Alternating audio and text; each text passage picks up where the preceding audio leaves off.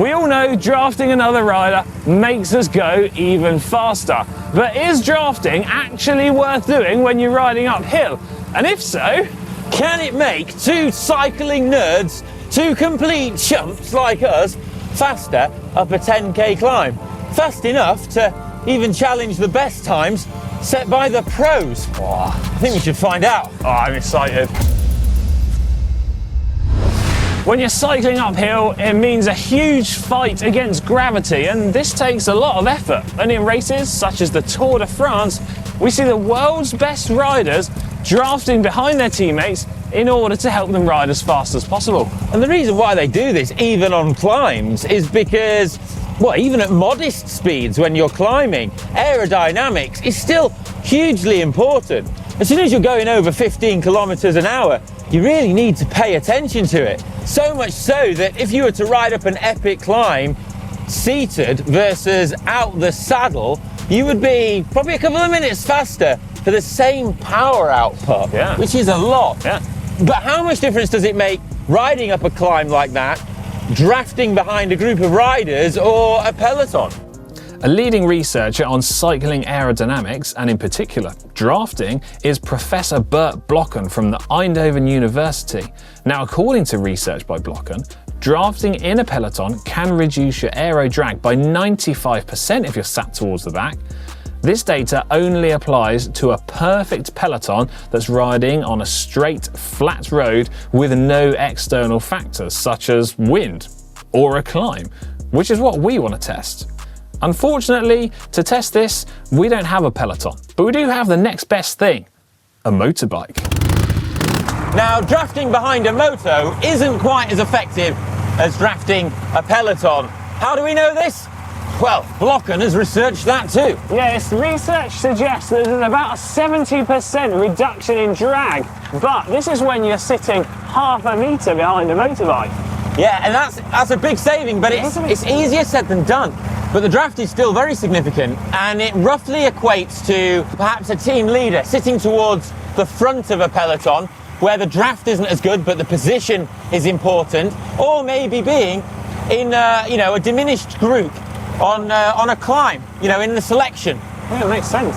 Something that neither of us have ever experienced. Yeah, position not in.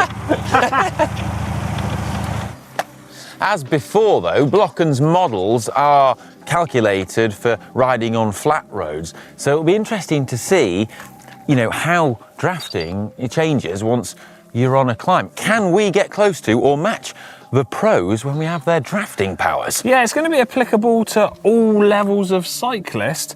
And not just the pros. Yeah, not just the pros, and it's going to give you an idea of the differences when you're climbing between, riding solo or with a group of friends. Ollie, we're stood at the base of our epic climb, 10 kilometres long, just on the outskirts of Girona, ready to do our speedy effort. Yes, this is the Els Angels climb. The QOM for this climb is currently held by Kristen Faulkner, 22:52, rapid time. The KOM is held by Freddie Ovett, 18:57.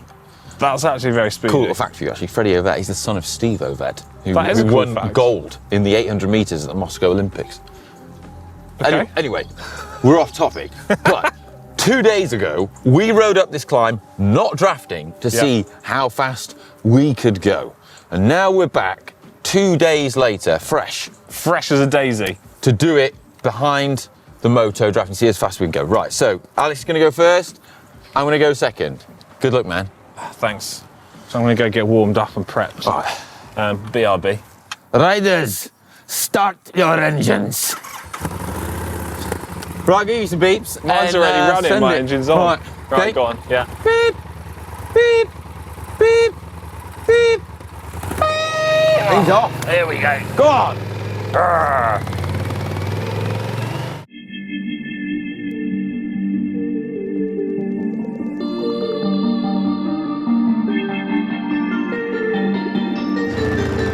Now it's going to be harder to find your pace and your rhythm when you've got external factors.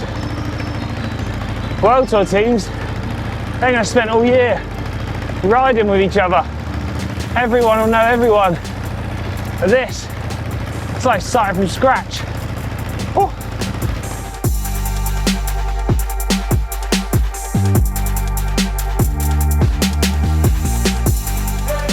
trying to find the little dry patches of road. See how the grip is for the corners. Oh, I feel like I'm a pro again. It's when it opens out on that side and you've got good views again.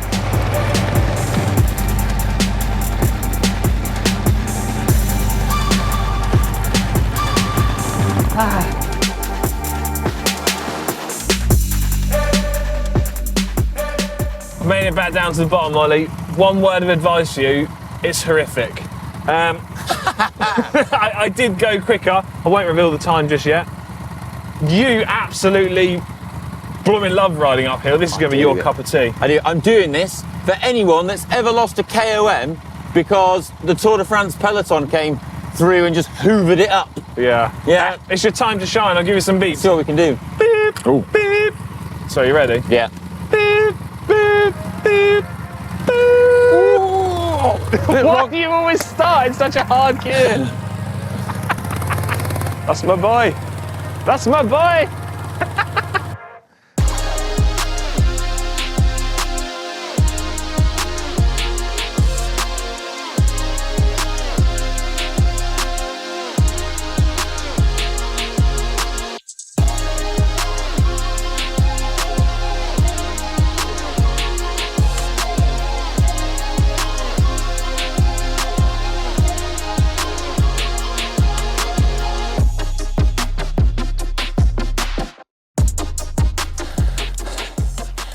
Oh, that was hard work, wasn't it? Whew. Whew. Good on you, mate. Oh. I just drove up in the car this time round. It was a lot easier. Right, we should go through our times, shouldn't we? Yeah. Shall I go first, seeing as I went first? Go for it. So, my unpaced, my non-drafting climb a couple of days back was 23 minutes and 45 seconds, which I'm going to say I'm actually happy with, a respectable time.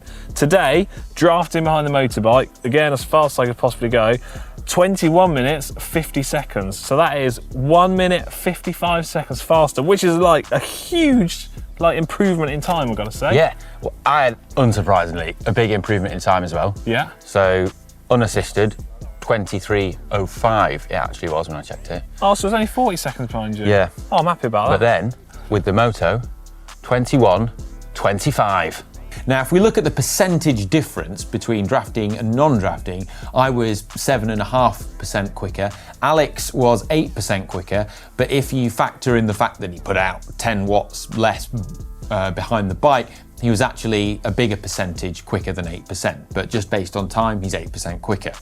Now, that's presumably because Alex was better at drafting than me. He's more experienced at sitting behind a bike, and as a result, he was able to stay closer for longer behind it, and having that gap shorter, the better the draft. Now, the interesting thing is that this is significantly less benefit than that predicted by Blocken et al. In their studies, which they predicted on the flat you would get upwards of 20 seconds benefit per kilometre as long as you stayed within that half a metre gap behind a moto. Now, I experienced roughly half that, around 10 seconds saving per kilometre, but as mentioned, Blocken studies weren't carried out on a climb, they were modelled for the flat. So I think that's quite interesting. And remember that pros riding in a big peloton get more of a drafting benefit than you do sat behind a moto. So that's worth considering as well.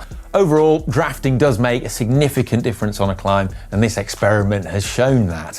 It does require a bit more skill though, as you need to make sure you maintain a close gap behind the person in front, and you need to make sure you're able to keep the momentum going, because if you freewheel even for a fraction of a second, because you've got gravity acting against you, that gap will open up much quicker than it would on flat terrain.